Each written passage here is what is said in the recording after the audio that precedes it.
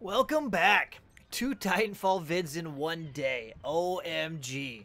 Technically, there is quite a bit of content I could do with the release of the Monarch Reigns DLC, but I'll make this my last one for the day.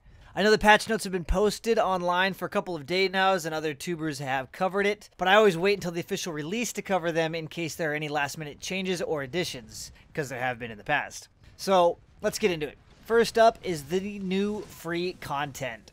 We received a new /remake map called Relic, a new Titan, Monarch, a new pilot execution called Now You See Me, which is a cloak ability execution, and in order to unlock it, you will have to perform 10 pilot executions while cloaked.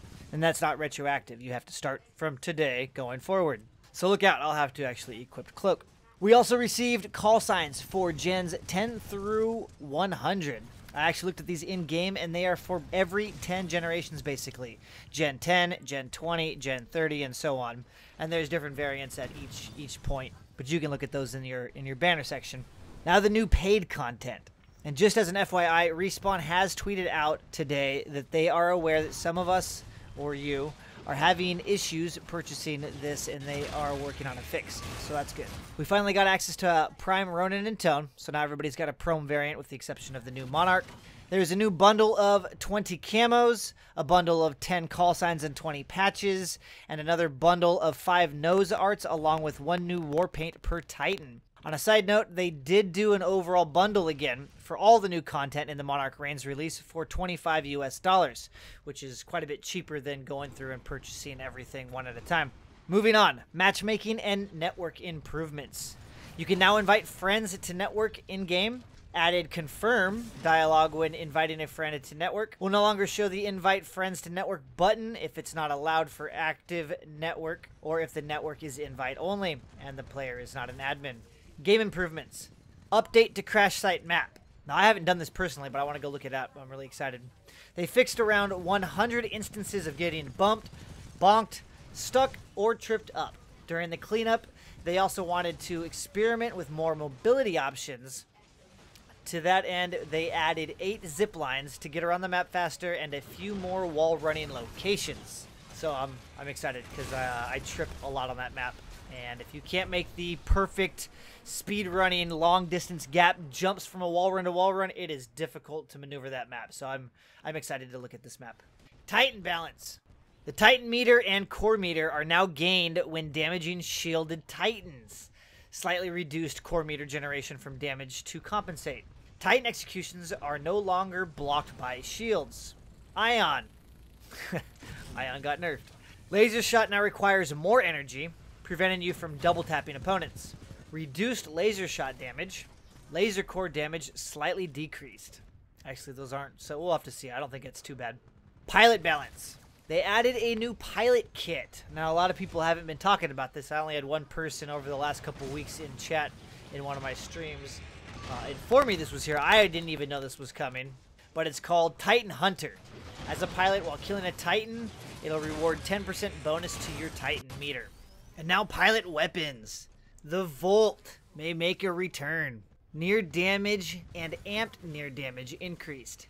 Added a small amount of view kick. View kick, that's a weird way. Are they talking about recoil? Flatline.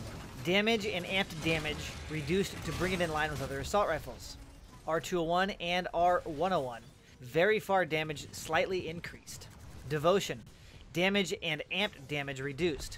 It should now require ramping up to be more effective than the Spitfire. DMR. Amped DMR damage reduced to 80 for a body shot. Ha!